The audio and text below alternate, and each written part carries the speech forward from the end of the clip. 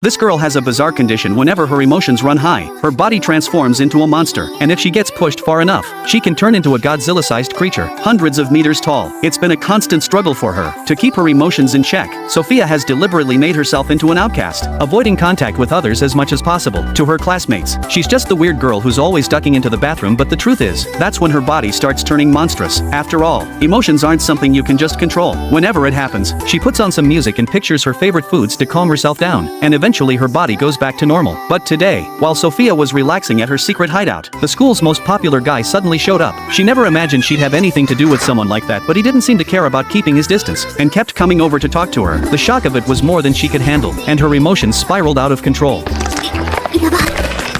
That's when Leo spoke up. Turns out he'd been dealing with his own problem because he was so good looking. People were always sneaking photos of him. The bragging tone of it immediately rubbed Sophia the wrong way. If you don't want people taking your picture, just tell them no. She figured that would show him she wasn't someone to mess with. But instead, Leo looked at her like he was genuinely impressed, as if she'd just said something profound. Seeing how sincere he looked left her completely speechless. Since it was getting cold out, before he left, Leo even gave her his scarf. A popular guy being this nice to someone as much of an outsider as her, Sophia's first thought was that he was just looking for a change of pace. So she threw the scarf right back over his head and told him she didn't need it because honestly, it was messing with her emotions way too much. Sure enough, her body started turning monstrous again. This time was strange, though it took forever for the transformation to wear off. And stranger still, first thing the next morning, Leo came looking for her again, this time to take her out for dessert. She heard there'd be other people there, and since dessert happened to be her favorite thing in the world, she said yes. But once she got there, she realized she'd been set up. The other people had all supposedly bailed at the last minute, which meant this was basically just a date. Still, she couldn't resist the pull of dessert,